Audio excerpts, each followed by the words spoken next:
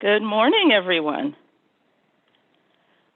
I'm glad you could join us today. I am your Area Director, Rashawn Miller, and I will be serving as your session host today. We're looking forward to a powerful presentation.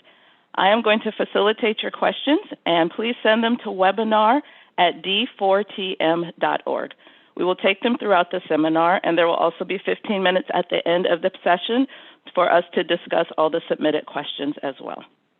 And now I'd like to introduce our speaker for today's seminar and Q&A session, Lisa Wentz.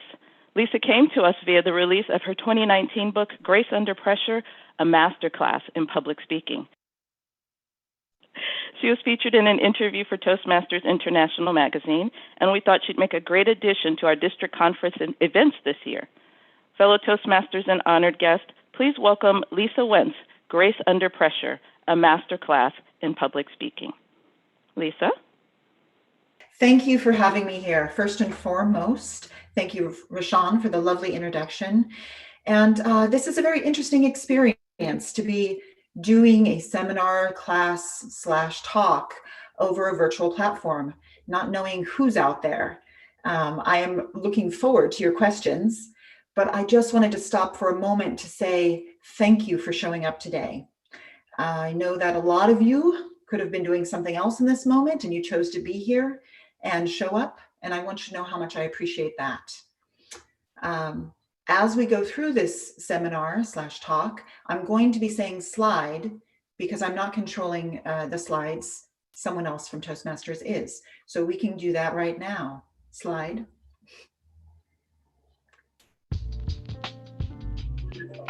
Okay, so those of you who just showed up, like I said, why are you here? Now is a good time to take a moment and think about, maybe even on a deeper level, why you showed up today. What would you like to get out of this hour or however long you stay? What are the key things that you would like to take away once this is over? And maybe even have a little pen and paper where you can write down your questions throughout this seminar. Maybe have a pen and paper where you've bullet pointed what you want to get out of it, because that's the most important thing to me, that you walk away or shut off your screen today and having taken a few things that you can really put into practice for yourself to develop your skills, to develop a different way of looking at public speaking, and so forth. So think about why you're here and get that together. Now, as far as slide, what can we expect to learn? So we have what we hope to learn, what we hope to get out of it, and what we can expect to learn. I am going to talk about some strategies that you can apply immediately for 3 areas of the development as a speaker. And the first slide of mine that we showed was a slide that had my book on it. The book is written in 3 sections, and I'm going to touch on all 3 of those sections today. I may spend a little bit more time in one of them than the other, and that's okay. The first section is how to get past things that hold us back. The second section is the physical development of a speaker. So voice and speech training, posture coordination. This is the area that I'll probably spend the least amount of time in. And then finally, delivery. How do we structure our delivery to match the purpose and the setting, the purpose of why we're speaking and where we're speaking, and so forth. So here on that slide, you can see a few, I'm not going to read off the slide for the most part, but you can see a few bullet points of what I'm hoping that you will get from this seminar. Slide. Now, you might be saying, okay, that's great. I want to get some things, and I don't know Lisa Wentz. Maybe I know something about her, but I would like to speak to my credentials, so that will also inform questions you can ask me and give a background. Basically, for the majority of my adult life, I have trained to be where I am today. My undergrad is in psychology. I was an actress on stage, live theater for 10 years. I also developed a teaching practice as an Alexander Technique teacher, which is a 3-year program that was developed in the late 1800s. And why I'm bringing this up is that it is the blueprint for all modern day voice work and works very well to help develop your skills. And so if you don't know anything about Alexander Technique, you can always look that up as well. After teaching Alexander Technique, acting in conservatories, I went and got my master's degree in voice and speech pedagogy from the Central School of Speech and Drama, University of London. And I shift my focus there from teaching in drama conservatories to working with business professionals, working with people who we don't think of as performers. And I've worked in many different industries. And my main goal is to help people get to where they want to be as speakers. And I think that's enough about me. We'll slide.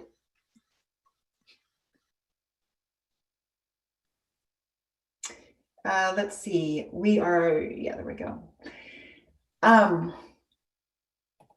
I feel like that's not the right slide that we should be on, but it's okay. Yeah. My credentials, then the next slide should be, okay, well, all right. Let's talk about pedagogy. So pedagogy is teaching philosophy and methodology all wrapped up into one. And as I was saying, there'll be 3 different areas that we're going to touch on today. And here's the reason why, from my pedagogical point of view. When we develop as speakers, when we develop anything, honestly, we are looking at our mindset.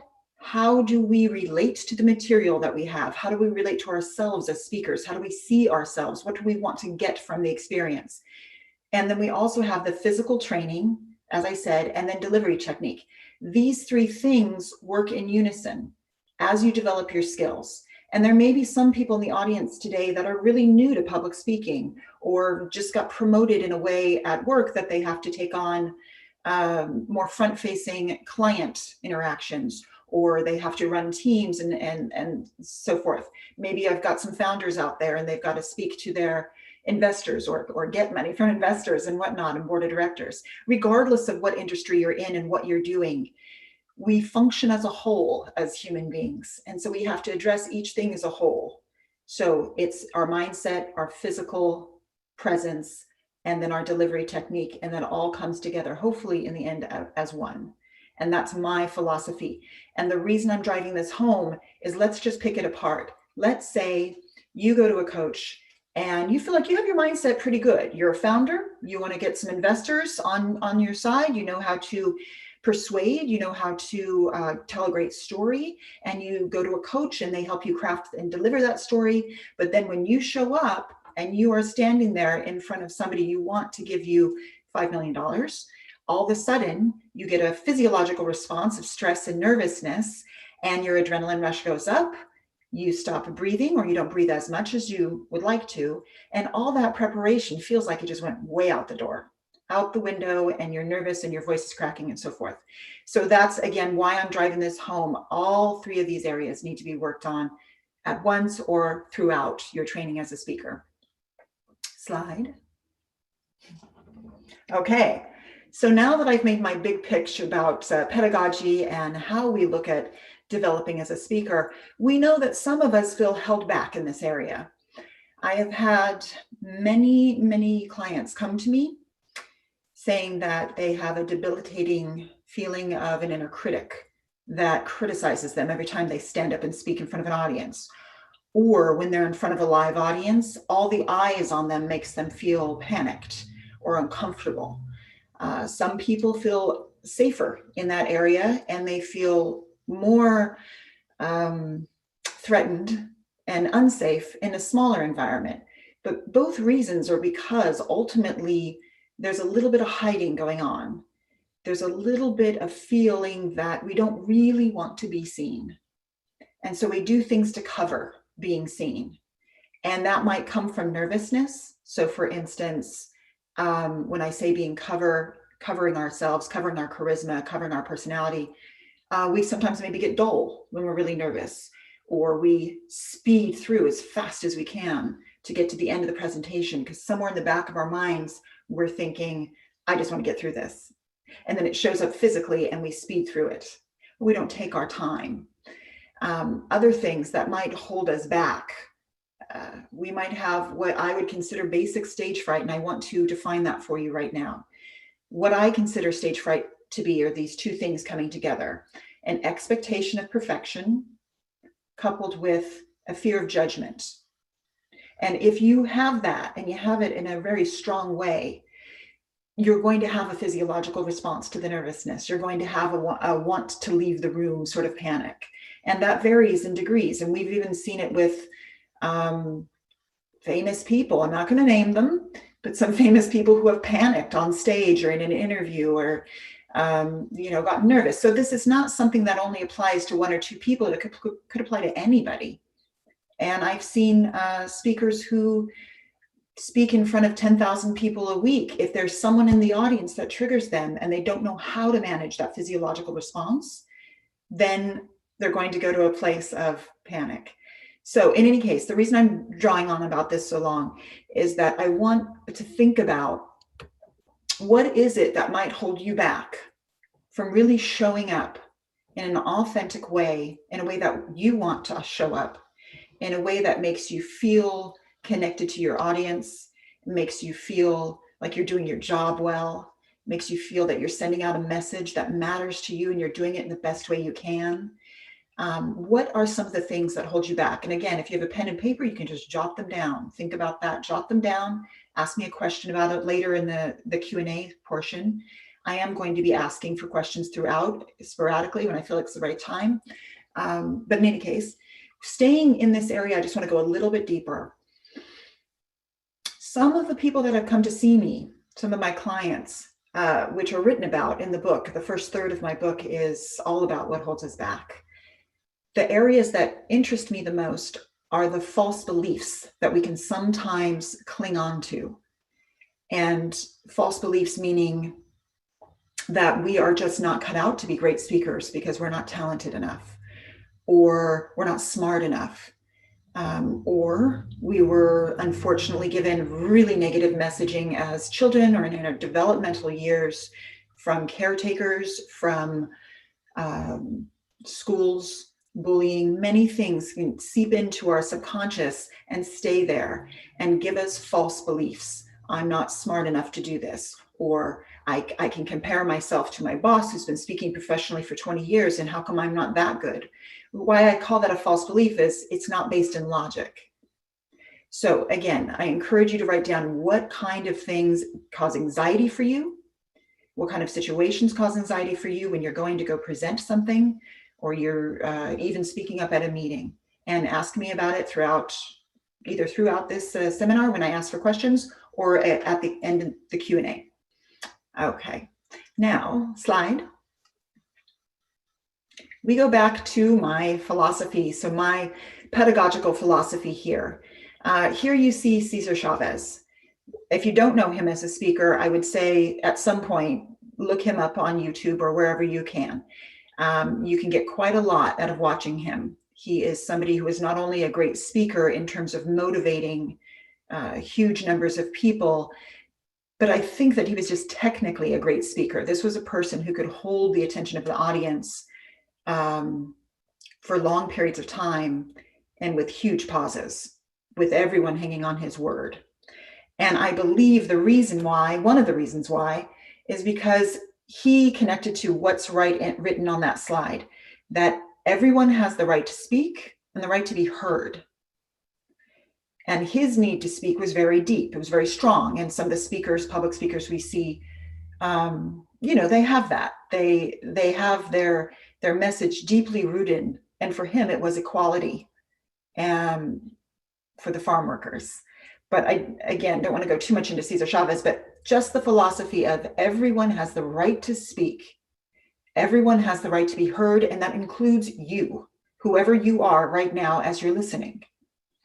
The other part of my philosophy here, talent is who you are.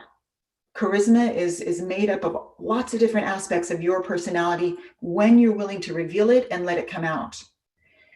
Everything else in terms of being a great speaker is technique. And we're going to get to technique at the last part of this. And I'm checking time. I think that's good. Let's move. Slide. Okay, so I started talking about charisma. I think my face is over Jodie Foster. So here's a few images of speakers that I quite like. And I wanted to think about, again, why we think about how we relate to public speaking and how we see ourselves. All of us are completely unique. We are unique individuals. And this is, of course, subjective. You don't have to agree with me. You may not think any of these speakers are good speakers. That's okay. But here I see three really great speakers from my subjective experience. And they're all three quite different. The one in the center there, that's Robert Kennedy. And this was a man who, unlike his brother, was less fun and funny and charismatic. He had gravitas, he had a weightedness to him, because that's who he was. And that's why we listened to him. And then we have the, whether you like politics or not, the ultra charismatic Barack Obama, who was very willing to show up and be himself and use his humor and use his dignity and his style and really reveal himself. And then, of course, there's the extremely well-trained Jodie Foster, also quite a lot of gravitas and kind of a combination of the both, lots of charisma.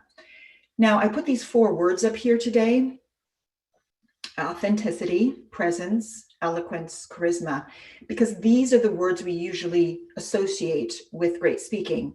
And many of my clients have asked the question, how do I get there? How do I show up in an authentic way?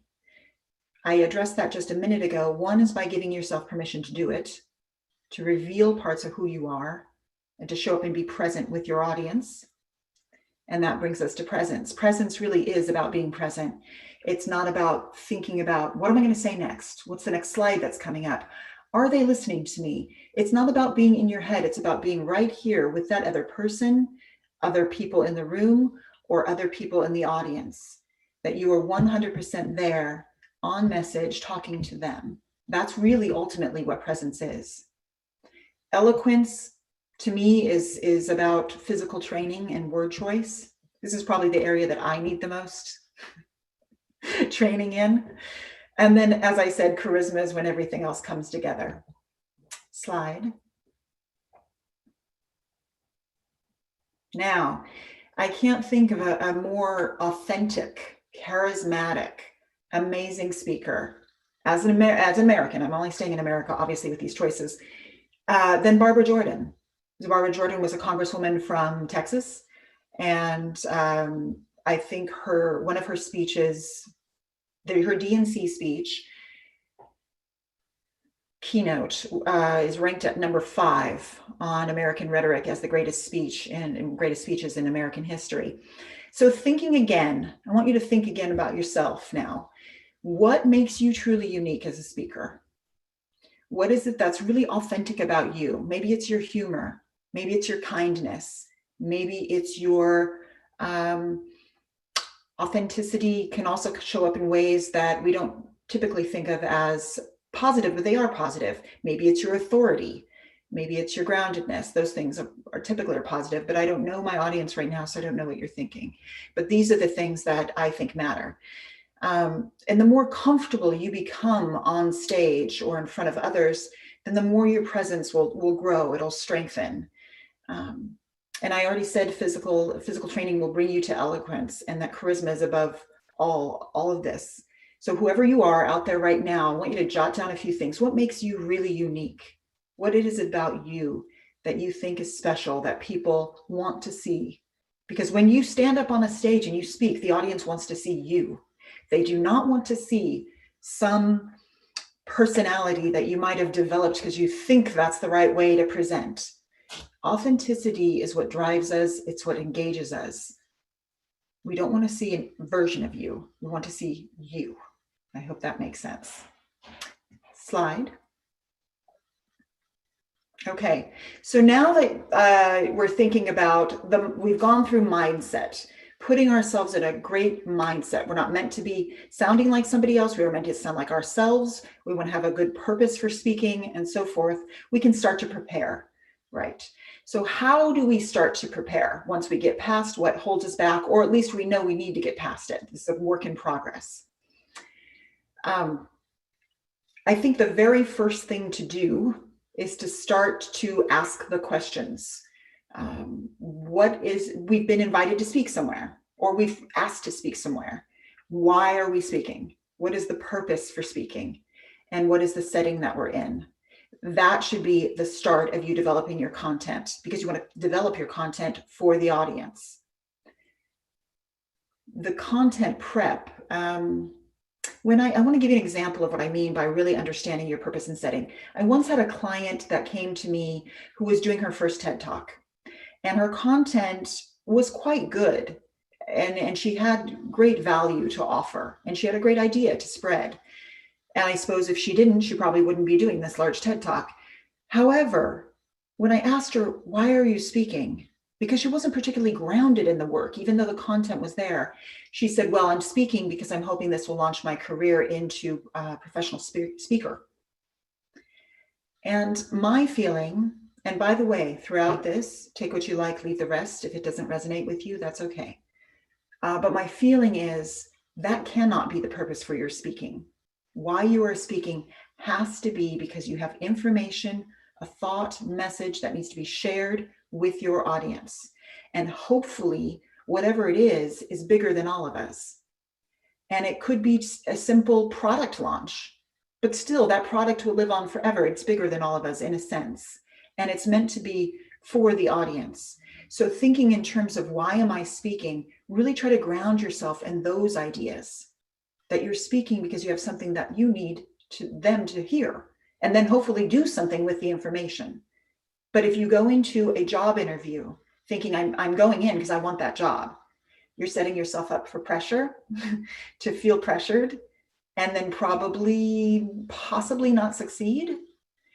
But if you're going in or to launch yourself into a bigger career, you don't have any control over that yet at all. Think about what you do have control over. My purpose for speaking here today is to hopefully help some of you out there with some tips and some skills and some ways of looking at things maybe a little bit differently than you did before. And that's what I'm trying to do. I didn't set myself up for failure by saying, oh, because I want a great review or I want more clients or something like that. That's not the point. Whatever you're doing has to be about the audience. Okay, hopefully I drove that home. Slide. All right, so we were just talking about this. When you speak, your reason for speaking should be grounded in the benefits and outcomes for your audience. What do you want them to hear? What do you need them to hear? How is this going to make their life better? How is it going to make the work that they do better? How is this going to make them communicate better with their families? Whatever industry you're in. And maybe you can just simply put it into one of these 3 bullet points. I am there to inform the audience. I am there to educate. I am there to inspire. And that one, to inspire, is such a beautiful, tempting place to be, because I think we all want to be inspired, right? And it's one ways that we feel connected to our audience, is to feel that we are inspiring them and we're engaging them in something. And each one of those, try to drive it home for yourself that it's not an end. So I'm not just here to educate you. I'm here to educate you so that you will take this information, the education you got, and put it into practice. Part of this is mindset again, thinking in terms of going further than just, I'm just here to tell you something. And hopefully that makes sense. Slide.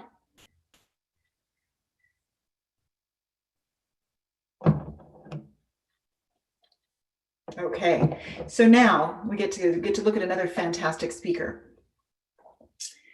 At some point, you've started developing your content. You've got your mindset around your purpose and setting.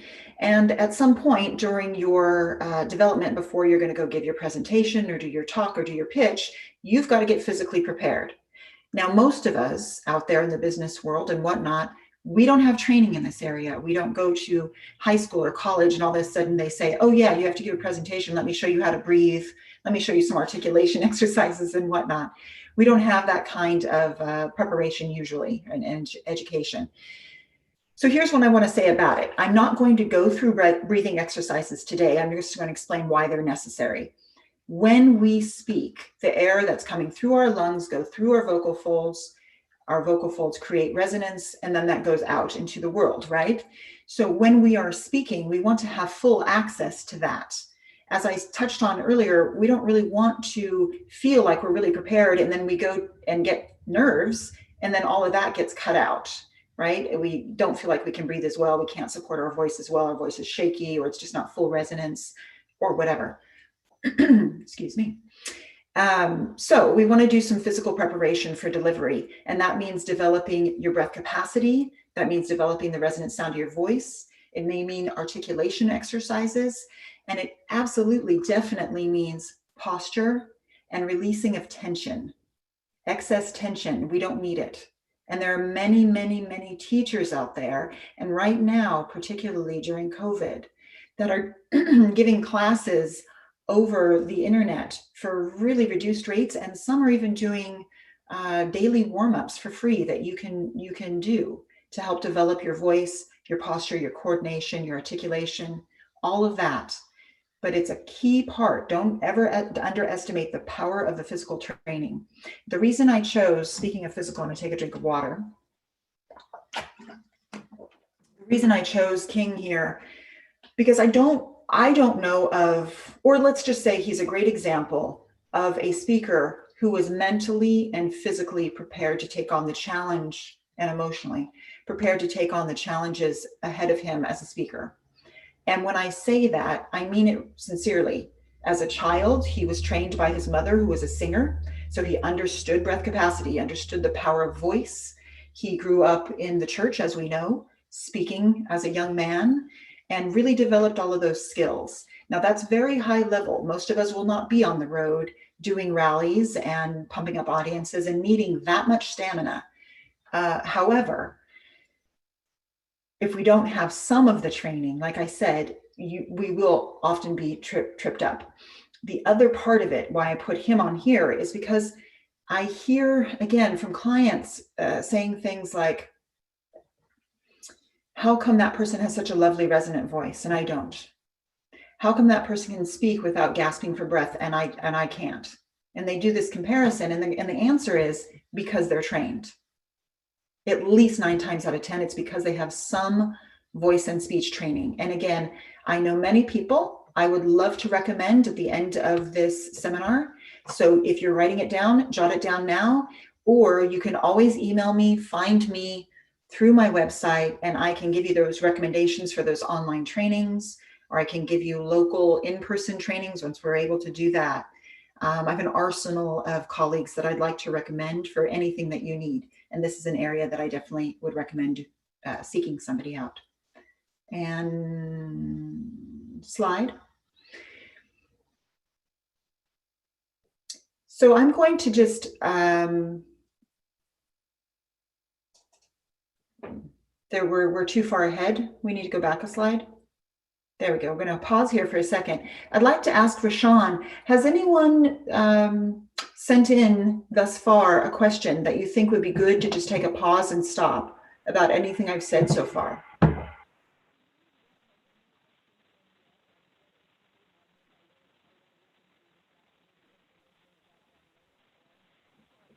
I'm not hearing a question, so we may have to skip that. Okay. Okay, now we're going, sorry. Okay. We don't have any yet, but I know it's hard to listen to all this good information, write down notes. I have a full page already, and think about putting things on email. But if you do have questions, webinar@d4tm.org is where you can submit them. And Lisa, if you would like to entertain a question from me, yeah. I would like to ask, I know people talk about the physical fear of public speaking. We all have experienced it in different ways at different times. What is one of the first suggestions or recommendations you make when someone comes to you and that is one thing they find as a big obstacle? The first thing I do is I ask quite a lot of questions about when it happens, if there's any pattern to why it's happening. So let's say if somebody's getting nervous at a particular place or time under certain circumstances, or if it's just the stage fright is habitual and they're experiencing it. So I want to know from them more precisely when it comes and how it shows up. I also ask how it shows up physically. Typically when we get nervous, our neck tightens, then our rib cage starts to tighten, we start taking in less air, our adrenaline rush goes up, and we don't have the breath, we don't have the air and the oxygen to make that adrenaline rush go down, which is, again, why we need the physical training. Breathing not only fuels your voice, but it reduces your adrenaline rush and your nervousness. So the first thing I suggest is to really think about the intellectual side of it. Why am I getting nervous? What is it? What is it specifically that trips me up? What kind of thoughts go into my head? Are they just simply, I don't want to be here? Or is it a little deeper, like an inner critic saying, I'm no good at this? But I think we have to figure out what's going on here in the psyche first. And then the suggestion, after I can unravel that with the client, I then start to work from the physical place to teach them how to reduce the nervousness, to get their mindset in a more healthy place. Does that answer your question, Rashawn? Absolutely. That was a really helpful answer, because I know when many of us experience that, we immediately think of the physical and what we're feeling. And I've never heard anybody suggest you should think about where it's coming from. Usually I know for myself, it's coming from the fact that I have to do a speech, but there's more to it than that. And that helps to really start to pinpoint what's behind it, what are your past experiences, so that people can begin to dissect that and figure out, with your help, how to navigate those challenges and overcome them. So thank you. That is really helpful. I will have to do some more thinking about where it comes from. And I think that hopefully helps our audience as well to think about why they experience that particular obstacle. Thank you. Sure. Okay, so now that we've talked about what holds us back a bit, we've talked a little bit about the physical training of voice and speech. Now we want to talk about how do we put our delivery together, right? So this is a question I get quite a lot from speakers, particularly speakers who have to do longer speeches. Should I bullet point or should I memorize? Ultimately, the answer is up to you. Now, for the TED Talks, because the national TED Talks have a kind of strict rules on what you can say, because they don't want you promoting something. They don't want you promoting yourself. It's about spreading ideas. With those situations, it's better to just memorize, because you're going to have to write it out anyway. They're going to have to look at it and edit if they need to. So if it's a situation where you've been asked to speak somewhere and you have to submit the written material and they've got to approve it, you might as well loosely memorize it and be comfortable with it.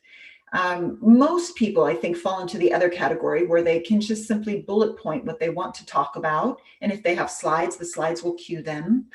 Ultimately, it's up to you.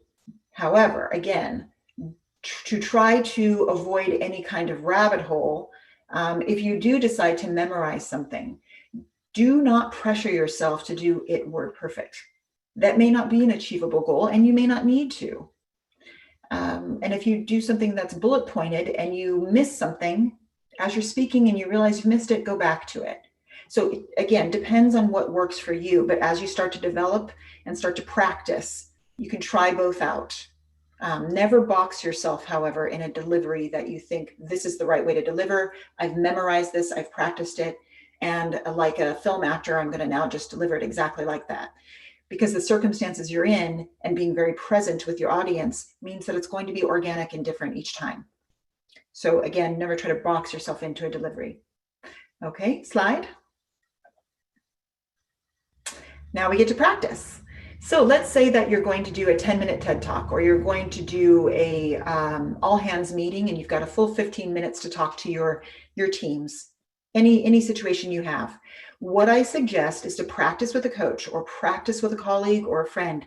Get up on your feet, deliver it one time through. Whether you've memorized, whether you've bullet pointed, doesn't matter. Deliver it and record it on an audio recording.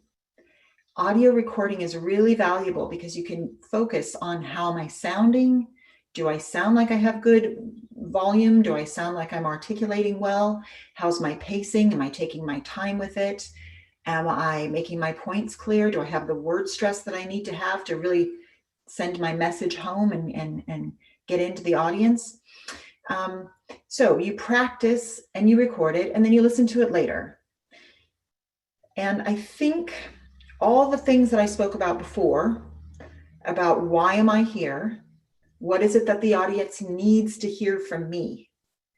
How can I make my message really, really clear? That's what you're looking to listen for. You're listening for that feedback. However I think we're going to get to the next slide.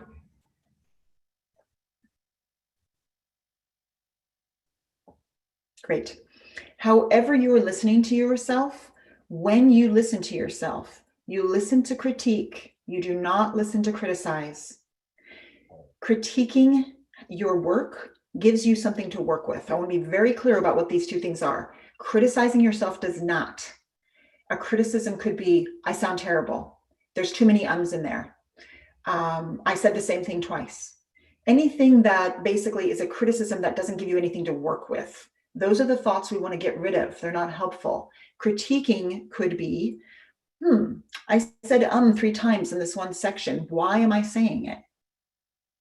Maybe it's because I'm not pausing enough and I'm just filling the space with a lot of language and noise. Great. Then take those ums out and give yourself pauses. That gives you something to do. Or the other critique of, I don't think that I went long enough in this one area and a little too long in this other area. Great. Trim it. Change the content a little bit. Whatever you do, whenever you listen to yourself, or if you have a friend or a colleague giving you feedback, it needs to be from a place of critiquing to make it better. Never to criticize to put yourself down. Okay, slide. All right, so let's just say you're gotten to the point where you've practiced, you've got some content down. Now you need to check in with yourself again after listening to it. Are you hitting what your purpose is? Why you are speaking there in the first place? And what does the audience need to hear? Keep returning to that, because that's what's going to ground you. That's what gives you, like I said earlier, that Robert Kennedy gravitas, right? That sense of purpose, sense of knowing. No matter how nervous you get, ultimately, you can get grounded in that, because that is bigger than everything. It is bigger than what others think of you, whether or not they like you. That doesn't really matter so much. What matters is the content, and are you able to really communicate it to the audience in a way that they can digest it and use it. Slide.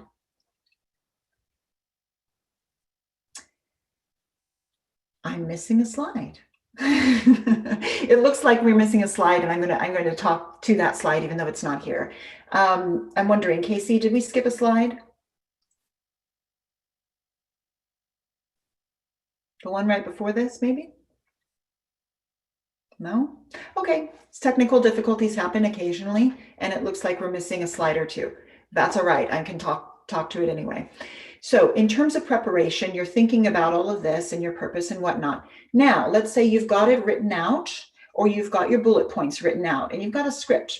And that script, like I said, you're going to deliver to hands-on or an investor or something.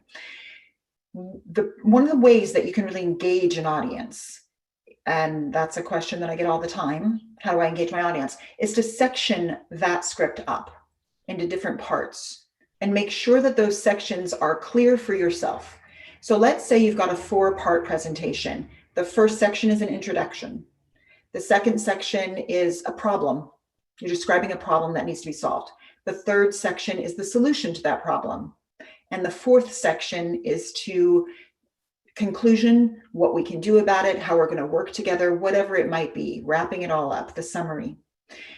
Writing out the names of these 4 sections for yourself: introduction, problem, solution, conclusion.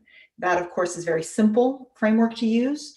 More complicated speeches will have more complicated topics and thoughts in there, and more sections maybe. With those sections, try to assign an appropriate tone. Think about, how do I want to make this introduction? Do I want to do it with a lot of warmth? Do I want to do it with a lot of authority?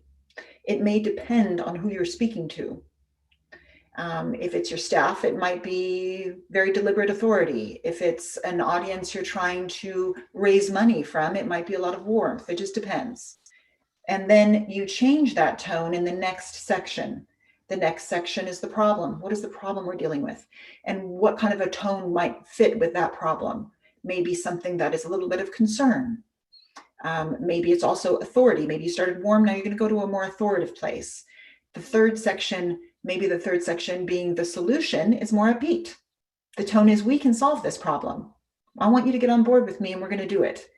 Then the last one, maybe, again, depending on your audience, what is appropriate to leave them with.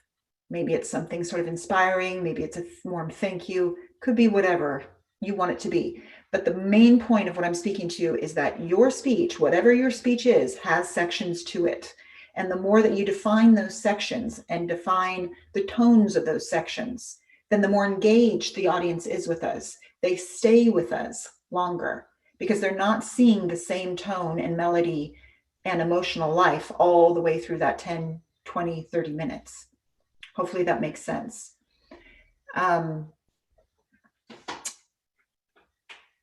Since I'm lost my slides, I'm going to look. Yeah, go to final thoughts. Great, slide. Wonderful. So as we develop our skills, I said this before and I really want to drive it home. We are human beings, and human beings function as a whole. We are mental, physical, emotional creatures, and we will change as a whole. And if we compartmentalize parts of who we are and shove them in the background or shove them to the side, likely we're not going to develop into the speakers yet that we want to be. And so when you think again about how we, and I guess this is why I decided to call it a masterclass, how we develop, we're developing ourselves mentally, emotionally, and physically as we develop our speaking skills. Slide.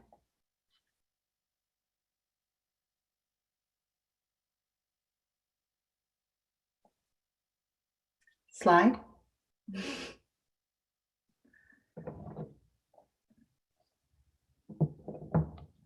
Great. So now we get to the thank you. All right. I started by thanking you, and I'm going to finish by thanking you. I want to thank you for showing up today.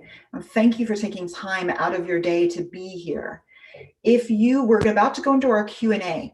If you don't present a question at Q&A and you think of one later, here's my contact info. I am available to you to answer any question you have. I am here to support your training, your development as a speaker. If you have a question about what I talked about earlier, there are people who have lots of online training right now. You can get up every morning and do a vocal warm-up for free. Then please contact me. I will share that information with you. If you need a recommendation of a teacher in your area, I will share that recommendation with you. Whatever you need from me that you think will help your development and your skill set, please don't hesitate to reach out. Okay? Thank you so much. And I think we're going into Q&A now. Hi, Rashawn. Let me get myself unmuted and showing up again. Thank you so much, Lisa, for that powerful presentation and for sharing so much insight with us. And we don't have questions coming in just yet, but please, as Lisa said, feel free to send them in. We do want to hear what you want to know and what you want to find out more about from this presentation. And as I said, I now have almost 2 full pages of notes. So I will ask you some questions, Lisa. One of the first things when you were talking about your background, you talked about switching from training people with a drama background to training in a more corporate setting. What was it that drew you to make that switch, and what has surprised you about what you've gained from doing that? Thank you. What a lovely question to ask. I appreciate that. It wasn't so much corporate setting, because I don't always work in corporate setting, but I understand why you phrased it that way. It was the clients, really. When I was in graduate school, I decided to do my thesis on voice, speech, and body language in the courtroom and how it affects jurors. And so I was in London. I was working a little bit with the Queen's Counsel and some other people who had just graduated. And there I met a young woman who was trying to get pupillage, or internship, we call it over here. In England, you have 1 year to get an internship. If you do not, you will never be a barrister. And that's the deal. It's a little bit cutthroat. So she found out that I was doing this research, contacted me, and we had a couple sessions too, as a matter of fact. And in working with her, I could see, because she had been denied every internship she'd applied for, there were only 2 left, and they were the biggest law firms in London. So I watched, analyzed, saw where her pain points were, and addressed them with her. And I think I can share those pain points since I'm keeping her anonymity. She was pressuring herself too much. And in her pressure, she was being too pushy in her arguments. That was the delivery part that was tricky for her. So what I did was addressed that with her. I recorded her several times, And then we applied, and you're going to love this, we applied Shakespeare technique. You know, what are the words they need to hear? Where's the rhythm and the melody coming in? Where are you breathing? Where are you pausing? It's pretty much just Shakespeare training. And we applied it to that. And she went to her interviews after our 2 sessions, and she was offered positions at both. Wow. What happened, why I'm telling you this, is because I started to see, she's one example, but I had many examples during that time where I was helping people that were non-actors. And I started to feel like I could help so many more people with my skill set in a more profound way. And it's not that I don't miss drama training, sometimes I do, but I felt strongly that I could really help people. And that's where I wanted to be in my life. I want to give you one more example. Yes. I got back to America. One of my skills is accent acquisition and reduction. So I've worked with accent reduction and acquisition now for over 10 years. And one of my first clients in the United States was a woman from Russia. She had a very thick accent. Her manager had hired me to help her. At that time, I wasn't really charging that much because I was new to my business. And I said, listen, she needs at least 20 sessions. It's a lot. Or can you afford that, to the manager? And this is what he said. I'm outing this man. He said, oh yeah, don't worry about the cost, because we're only paying her $50 an hour. And the last person in her position was an American man. We were paying $200 an hour. So we have plenty of money for her training. Wow. And it really made me angry. Oh, and he also said, and she's way better, so we want to keep her. It really made me angry that he was paying less because she was Russian and less foreigner, and less because she was a woman. And I saw that. I didn't tell her that, but I saw that, and I said, no, I'm gonna get this woman to a place where she can get another job. Yes. Long story short, the answer to the question was I felt I could help more people in a more profound way, and that's why I switched. Thank you. Thinking about the 3 aspects of what you talked about, do people tend to vary pretty widely in which of the areas they think they need the most focus on versus what you think? Or are there some really common themes? I know fear of public speaking is a very common theme, and yet there are probably people who don't necessarily have fear, but they all have the other parts of the piece that you need to put together. Do you see common themes, or do you sometimes see a disconnect where people don't think they have an issue with one of these areas and you see there's an issue there? Yeah. Well, sometimes it's because we just don't know, right? Right. Like I said earlier, we're not really trained for this in the way that we're trained for our careers. So sometimes people walk into my office and they're not 100% sure what it is. They think I need training, I need to get better at this, but I'm not sure why. And that's why they would seek out a coach, because they want the professional feedback. I usually, yes, sometimes people in a first session feel very surprised, typically because I go into each of the 3 areas pretty deeply. And they're surprised about the analytical skill part of it. If I'm seeing precisely what's holding them back and they hadn't realized it, that can be not a too tricky area because they're grateful. I haven't had too many people disagree with me in terms of what the work needs to be.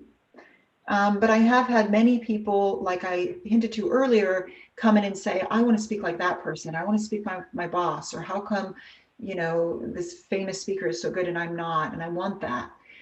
So sometimes they're surprised when I say it's about developing your skills, not mimicking someone else. And it's something that is achievable. And lately, I've been encountering that particular piece more often, where people really feel that being a great speaker, an engaging speaker, someone that can really get their message across and have a great presence on stage, is somehow unachievable for them.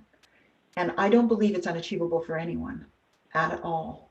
It's whether or not you want to do the developmental work to do it, and give yourself permission to do it, and eventually even enjoy it. But you have access to it. That's great. And to think that people actually can get to a point of enjoying public speaking, when oftentimes there is that fear, as people say, the 2 greatest fears are public speaking and death. And it is true that we can get to the point we enjoy it when we feel that connection with the audience.